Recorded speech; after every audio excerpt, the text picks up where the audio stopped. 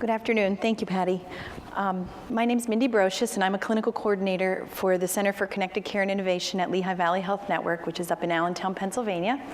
And this afternoon, I'm going to talk about a project that I worked on. It was my first project in the department, and we've seen some success from it, so I'm happy to share it today.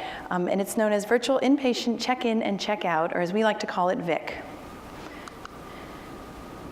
Back in 2015, nursing and physician leadership for about a 30-bed surgical unit implemented some clinical pathways. And the goal of these clinical pathways was to facilitate a fast track to discharge for patients post-operatively. The goal was to have them go home the next day with all the pieces in place that they need as they were recovering from their bariatric surgery. Despite implementing these clinical pathways, they didn't see what they expected. The length of stay still remained higher than they anticipated. We really wanted to reduce that because, like any hospital, we were having difficulty with throughput from our emergency department and our post-anesthesia care unit.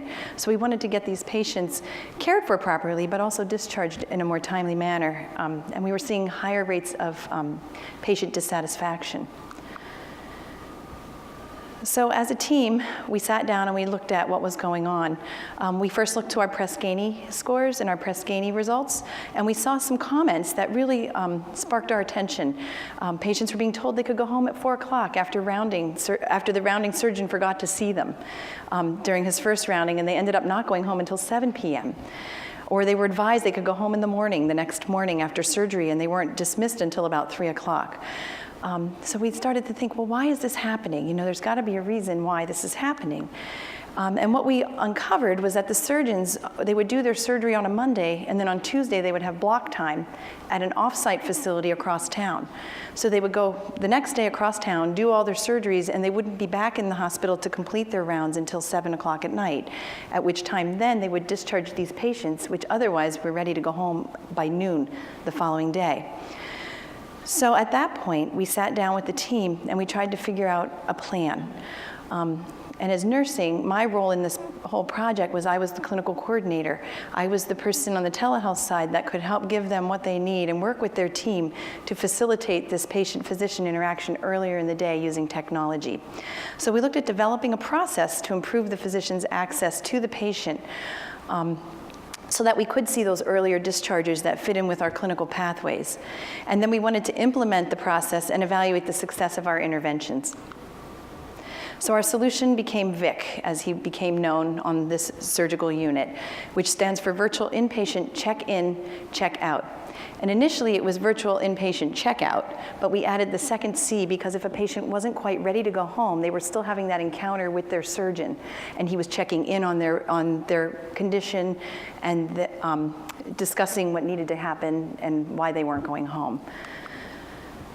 So it's very simple. It was a very simple project to implement. It was very simple technology. We used high-def video conferencing unit, and that's our VIC right there. We wanted to put a little bow tie on him, but infection control practices prohibited that. And when we set the surgeon up at the other end with a smaller video conferencing unit on the lower picture here, and then directly next to it, he also had access to the patient's electronic health record. So in the morning, the residents or the APCs would go around on the patient, they would clear them for discharge, and then the surgeon, between his cases at the remote site, he was utilizing what normally would have been downtime as they turned over the operating room. He would go into this private room that we secured in this surgical center, and he would connect with his patient remotely, and he could do a discharge right there from the remote site. So the patients were being discharged, some of them as early as 10:30, 11 o'clock in the morning the next day.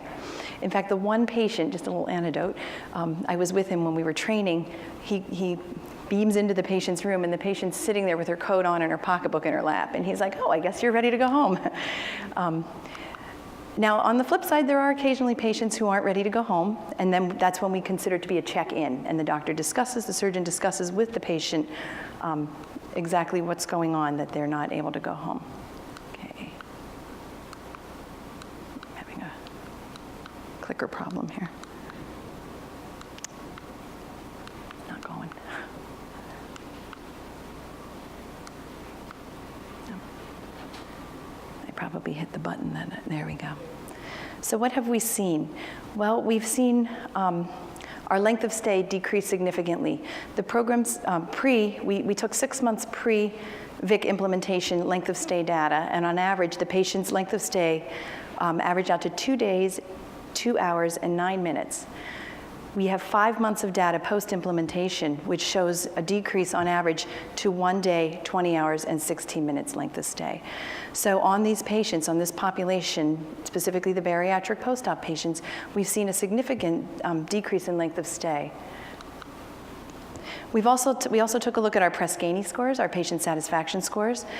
6 months prior to implementing VIC, the average patient satisfaction with their physician was only 90.3%, and their overall satisfaction with their hospitalization was as low as 88.9%. The 5-month data post-implementation, we saw our physician satisfaction rise to 94.7%, and the overall patient satisfaction significantly rose to 95.3%. Our next steps for the project, we would like to expand VIC to include all our additional surgical specialties, not just the bariatric population. That was our pilot group. We had 2 surgeons and approximately 40 to 50 patients a month that we utilized VIC on. And now we'd like to expand it outside of those 2 surgeons to their other partners in the practice and to other surgical patients, because their partners equally operate at remote sites from the hospital where the patients are admitted. And then we'd like to implement telehealth for virtual post-op follow-up.